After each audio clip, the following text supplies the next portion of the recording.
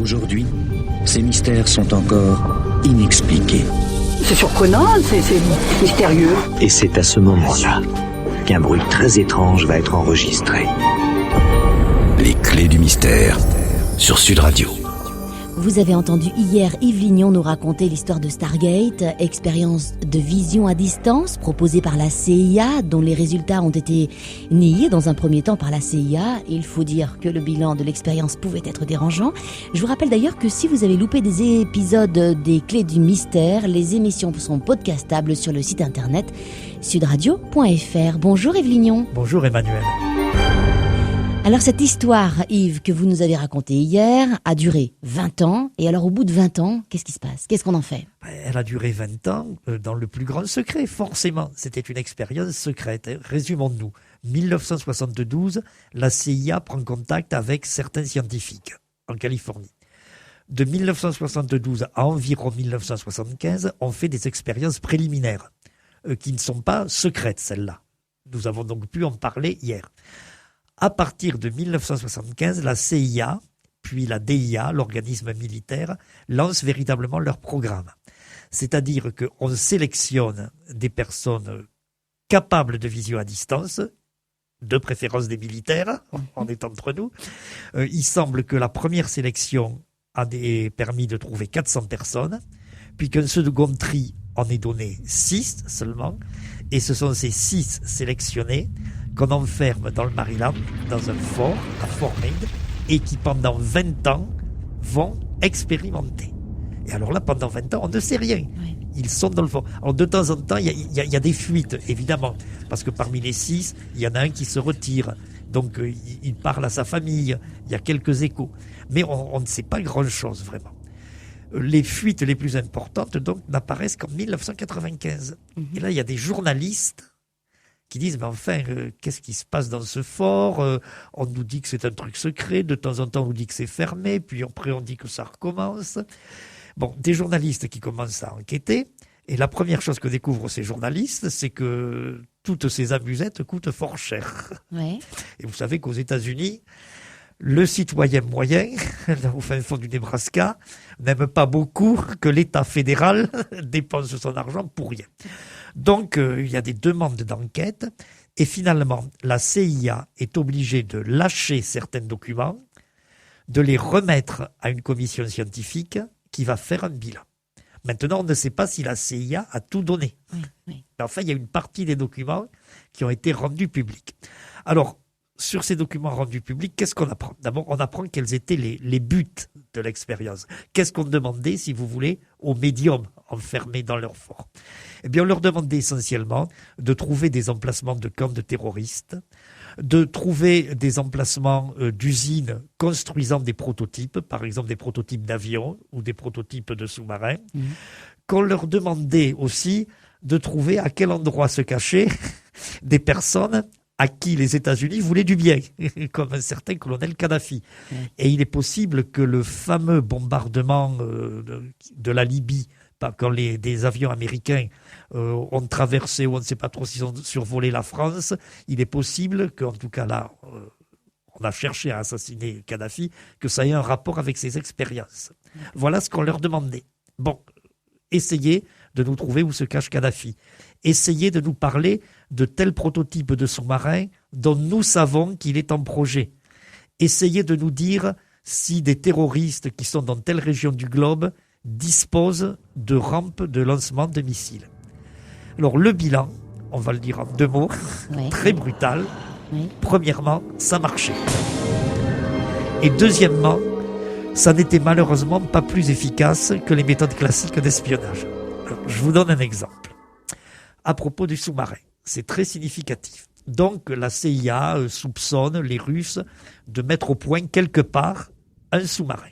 Oui. Et donc on demande aux médiums voyants à distance de fournir des informations sur ce sous-marin. Les médiums fournissent effectivement des informations, c'est-à-dire qu'ils donnent les dimensions du sous-marin, ils le décrivent, ils parlent de son armement, de son procédé de propulsion. Avec tous les détails, donc. Oui, ils donnent des détails suffisants pour qu'on dise effectivement, ils parlent bien du sous-marin. Mais ce qui intéresse le plus la CIA, comme toute agence d'espionnage, c'est à quel endroit se trouve l'usine secrète dans laquelle on construit le sous-marin. Et cela, les médiums ne peuvent pas le dire. Ils sont incapables, ils disent on regrette, on peut vous dire comment est le sous-marin, on ne peut pas vous dire où se trouve le sous-marin. Donc conclusion pour la CIA, ça marche, mais ça ne nous sert à rien. Et donc officiellement, en 1995, on a arrêté le programme de Stargate après cette conclusion. Conclusion fournie, je le répète, par des scientifiques indépendants, une statisticienne, d'ailleurs une copine, Jessica Hutz, et un psychologue, Ray Hyman, qui ont dirigé une commission, et la conclusion, c'était celle-là. Il y a bien quelque chose, indiscutablement, mais pour l'espionnage, ça n'est pas tellement utile. Alors, ça a été un bon prétexte pour la CIA, pour dire que cette fois-ci, officiellement, on arrête. D'accord, officiellement, c'est un flop. Rien ne dit que ces programmes n'ont pas été réactivés au moment de la guerre en Irak, et en particulier quand on a recherché la cachette de Saddam Hussein. Il y a un certain nombre d'éléments qui permettent de se poser la question. Je ne dirais pas qu'on a utilisé des médiums pour trouver Saddam Hussein, mais il y a peut-être des gens qui ont essayé. Et on parle bien sûr de la vision à distance. La vision à distance, on va y rester évidemment dans un instant, en France cette fois-ci. On est parti avec Yves Lignon sur le paranormal et le service secret, ce qui nous amène très naturellement à franchir les portes de la vision à distance, qui a été utilisée en France, Yves Lignon. Qui a été découverte en France. À propos des expériences américaines, de la CIA, je vous ai dit, le scientifique qui était mêlé se nommait Harold Puthoff. Eh bien, quand Harold Puthoff est venu en France, il nous a rendu une petite visite à nous, parapsychologues, il a demandé qu'on lui offre le portrait d'un certain René Varcollier. Qui était ce René Varcollier? C'est un ingénieur qui est mort en 1960 et qui avait découvert la vision à distance. C'est-à-dire qu'il avait découvert cette forme de voyance très particulière qui permet de décrire avant tout un lieu, de décrire ce qui se trouve quelque part. Et donc, les premières expériences de vision à distance, ce ne sont pas les Américains qui les ont faites, ce sont nous autres, les Français. Cocorico. Et je vais vous parler un peu d'une expérience qui est, ma foi, intéressante, l'expérience dite de Madame Mère. Alors, ça s'est passé en 1967. Et Madame Mère était à l'époque, elle est aujourd'hui décédée, une bonne grand-mère bien tranquille qui vivait dans la région parisienne. Mais semble-t-il, elle était capable de voyance, elle avait des prémonitions qui se révélaient exactes. Et donc un jour, on lui a proposé de faire une expérience de vision à distance. Qui lui a proposé? Alors, ça lui a été proposé par le professeur Dufour, qui était un professeur d'anthropologie de Paris, mais qui dit vision à distance, dit distance, participait à l'expérience un autre personnage, un médecin de Bordeaux, le docteur Jean Barry. Et donc, il s'agissait, pour Madame Mère, de voir, entre guillemets, quelque chose se trouvant à Bordeaux. D'accord. Le principe de l'expérience était simple. À Bordeaux, dans la maison du docteur Barry, c'est une maison qui fait 4 étages, et le docteur Barry a fait plusieurs fois le tour du monde.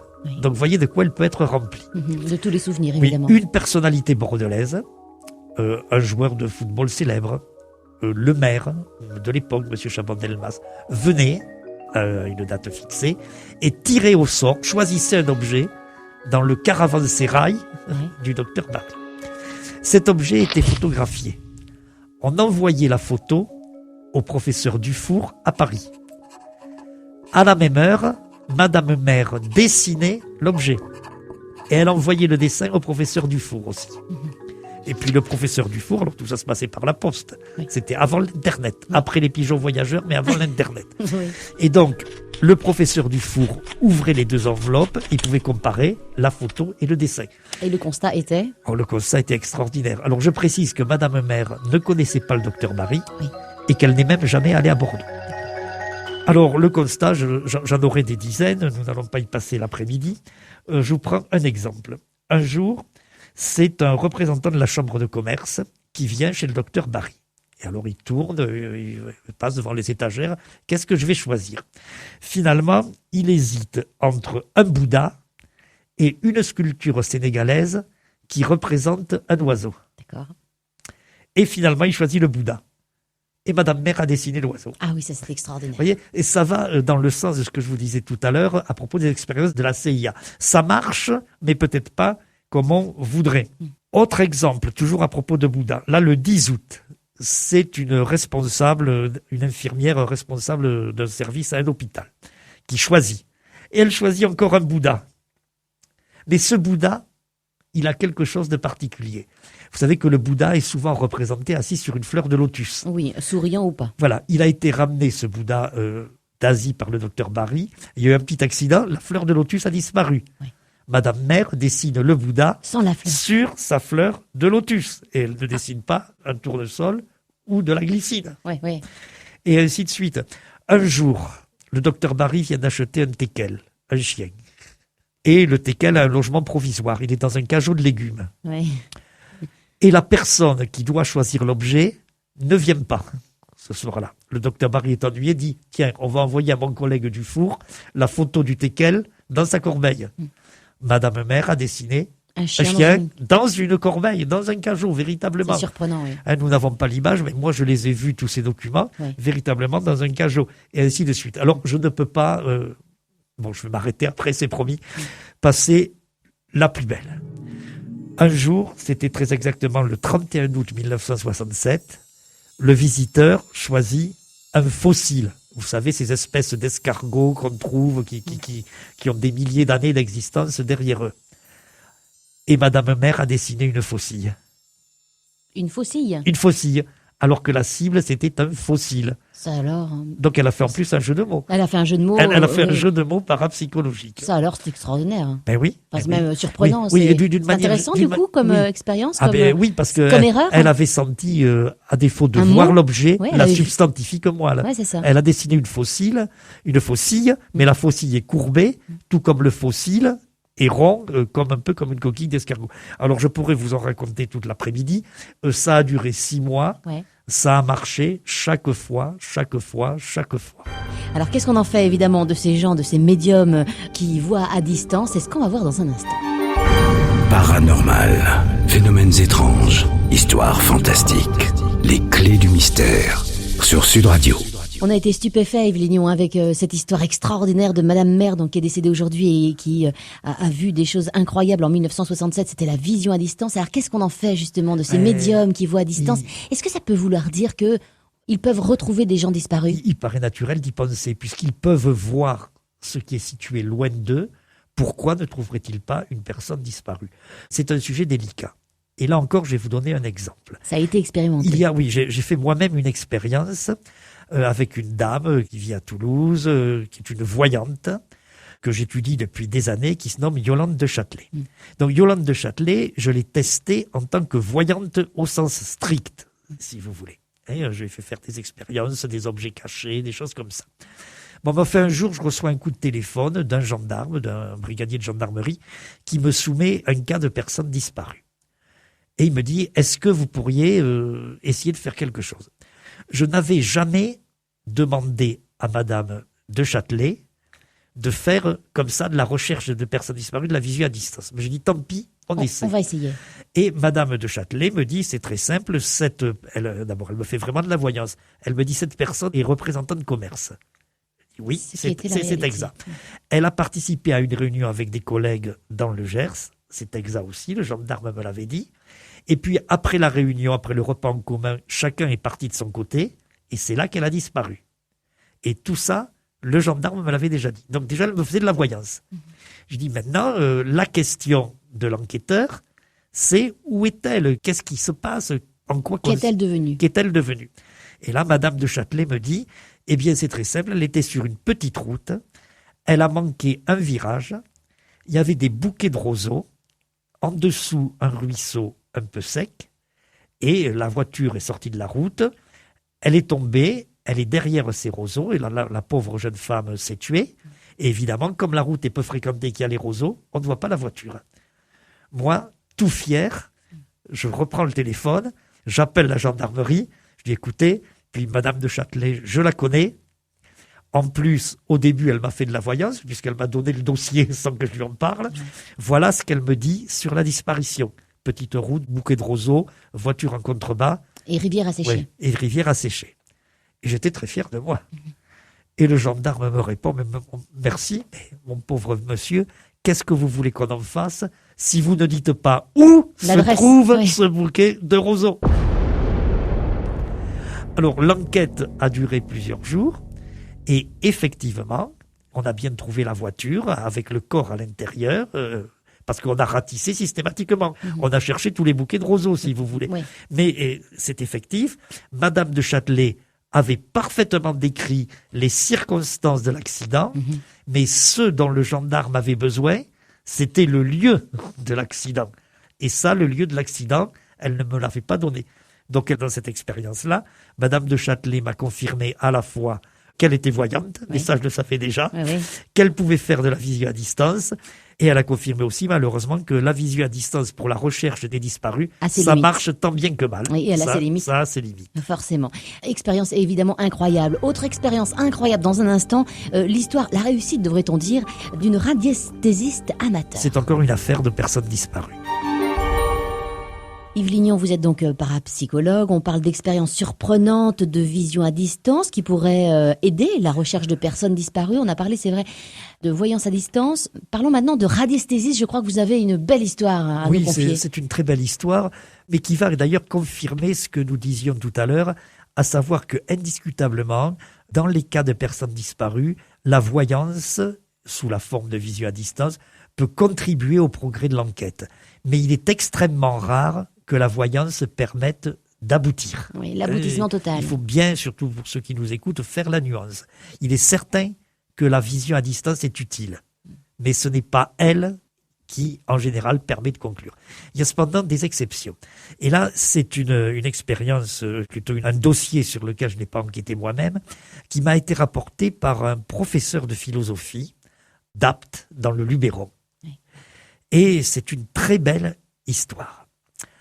Dans le Luberon, donc un matin de Pâques, un petit garçon disparaît. On apprendra par la suite qu'il était en vacances chez ses grands-parents, qu'il a ouvert machinalement la porte du jardin, il est parti, il a marché dans les collines plusieurs heures et il est mort d'épuisement. Et donc, les jours ont passé, on ne l'a pas retrouvé, on n'a pas retrouvé le corps, rien. Bon, le petit garçon avait disparu. Le dossier a été classé.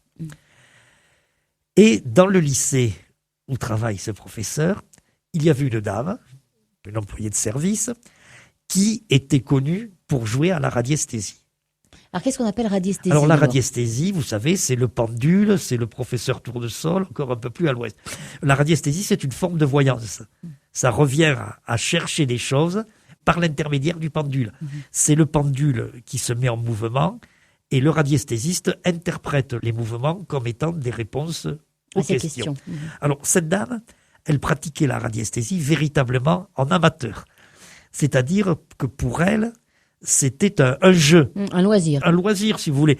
On lui retournait une carte à jouer, elle prenait le pendule, elle était grand-mère avec ses petits-enfants, elle disait, tiens, on va demander au pendule de nous dire qu'est-ce qu'est la carte, ou bien tu caches quelque chose dans un des tiroirs, là il y a 4 tiroirs, le pendule va nous dire dans quel tiroir. Elle ne jouait qu'à ça. Et ça fonctionnait. Oui.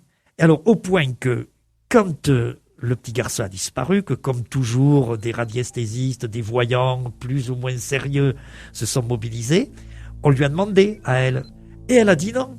Elle a dit non, moi la radiesthésie, encore une fois, c'est une amusette, c'est une distraction. Là, il s'agit peut-être de la vie d'un enfant, je ne vais pas jouer avec la vie d'un enfant et avec mon pendule. Et donc le temps passe, les recherches sont abandonnées, le petit garçon, on ne sait pas ce qu'il est devenu. Et un jour, cette dame, sortant du lycée, ayant fini sa journée de travail à 5 heures, arrive chez elle et lui dit « Je ne sais pas ce que je ressens, mais trouve-moi une carte », elle dit à son mari, « Trouve-moi une carte, je sens que je vais découvrir le corps du petit garçon. » C'est-à-dire elle le ressentait vraiment, elle avait cette intuition. Elle dit c'est la première fois de ma vie que ça m'arrive. Et donc le mari, il ne sait pas quoi faire. Qu'est-ce qu'on a comme carte dans une maison? Des cartes routières, des cartes Michelin, pour les appeler par leur nom. On n'a que ça.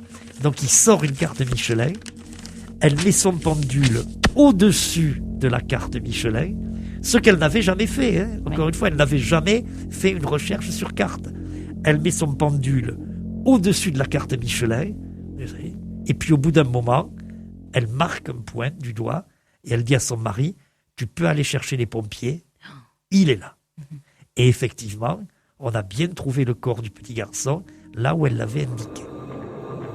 Et puis l'enquête a bien montré que oui, ce petit enfant était parti tout seul et était mort d'épuisement.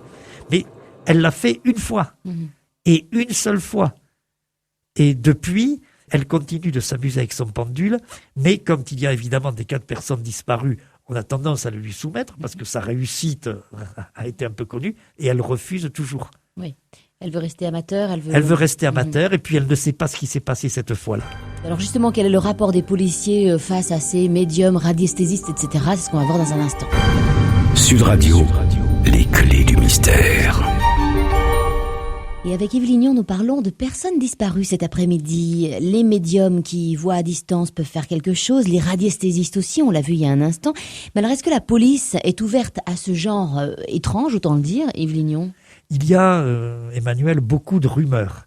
Il est un fait que certains enquêteurs interviennent à titre privé. Vous avez vu tout à l'heure le cas de Madame de Châtelet, c'était un gendarme qui m'avait téléphoné personnellement. Parce qu'il vous connaissait? Oui, parce qu'il me connaissait, parce qu'il avait entendu parler de mes recherches, mais c'était pas le procureur de la République qui m'avait sollicité. Et d'une manière générale, s'il y a beaucoup de gens qui prétendent travailler avec la gendarmerie, qui prétendent avoir des états de service, ça resterait vraiment à vérifier, parce qu'en France, il n'y a eu, je parle au passé parce que le personnage est malheureusement décédé en janvier dernier, qu'un radiesthésiste qui pouvait dire oui, moi je collabore régulièrement avec la gendarmerie et plus encore avec la justice, le parquet vient me saisir, et ce radiesthésiste se nommait Jean-Louis Crozier, il vivait dans l'Ardèche. Donc connu et reconnu. Oui, c'est pratiquement le seul. Par le ministère de l'Intérieur, presque.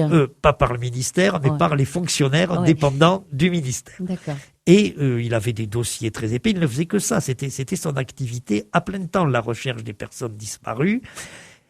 Et encore une fois, les pompiers, les gendarmes, le procureur de la République le sollicitaient régulièrement, y compris dans des cas de disparition très suspectes, dans des cas d'enquête avec l'hypothèse du meurtre. Et Jean-Pierre Crozier estimait avoir 25% de succès. Ce qui est beaucoup, et mais en même temps, ce qui est pas beaucoup. C'est énorme, puisque par définition, une personne disparue, on ne la retrouve pas. Bien sûr. Et encore, faut-il savoir que c'était quelqu'un de très exigeant. Quand il disait la personne s'est noyée à tel endroit, si on l'a trouvé 50 mètres plus loin, il estimait qu'il avait chuté. Il estimait que avait c'était raté. un échec. D'accord. Alors, Jean-Louis Crozier ne pouvait réussir qu'en intervenant très très vite et en utilisant certaines cartes géographiques. C'était curieux, c'était comme ça. Donc très rapidement après la disparition, il fallait le voir. Ah oui, alors moi j'ai eu une affaire de personnes disparues, d'enfants disparus aussi à Toulouse.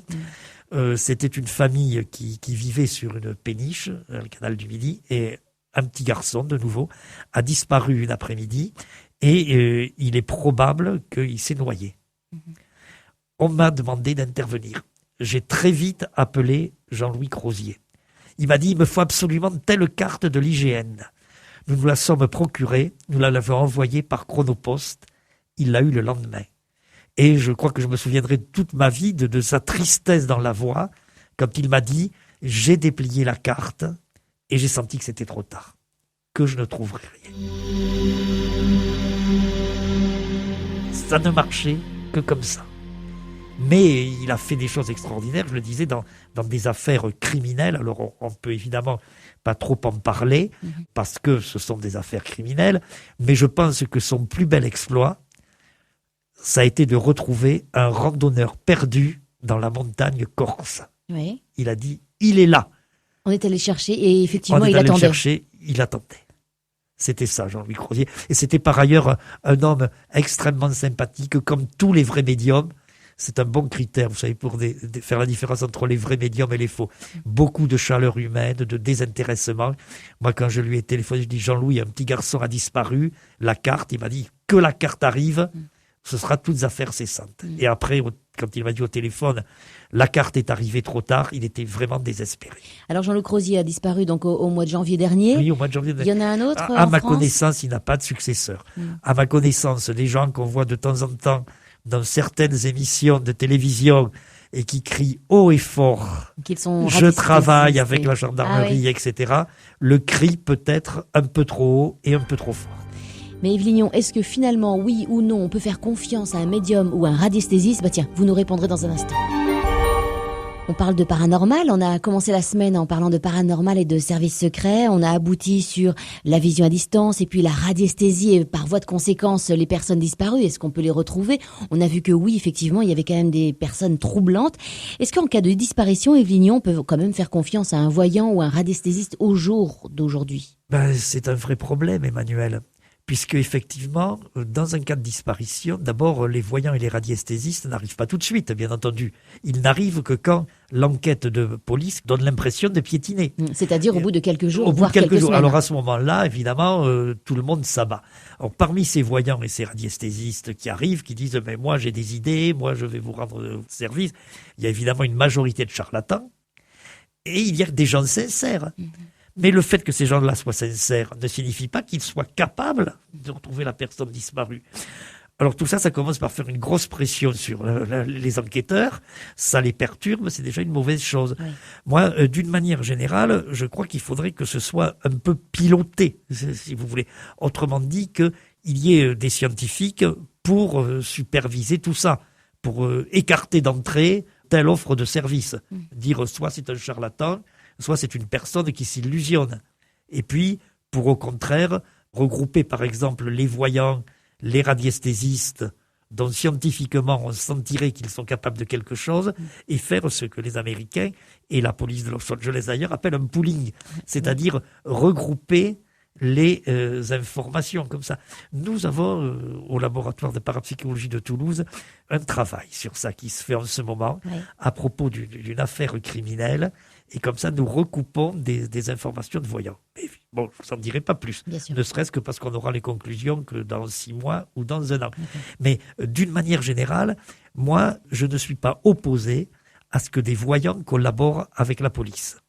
Parce que je sais que la voyance existe.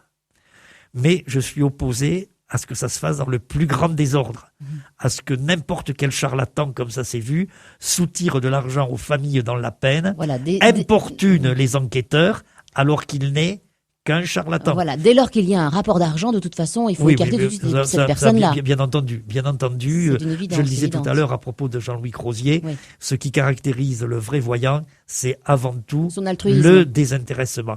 Mais il y a aussi des personnes désintéressées, et on va le dire assez nettement, tout en respectant ces personnes qui croient être voyants et qui ne le sont pas. Bien sûr. Et l'intervention de ces personnes perturbe l'enquête, elle aussi. Bon, si quelqu'un nous écoute, qu'il se sent voyant, radiesthésiste, qu'il pense être assez fort, qu'il vienne vous voir, tout simplement. Bien entendu. Au laboratoire de parapsychologie de Toulouse. Contact avec nous, nous ferons des expériences comme nous avons fait avec des dizaines d'autres personnes. Il y a tout à gagner, il n'y a rien à perdre.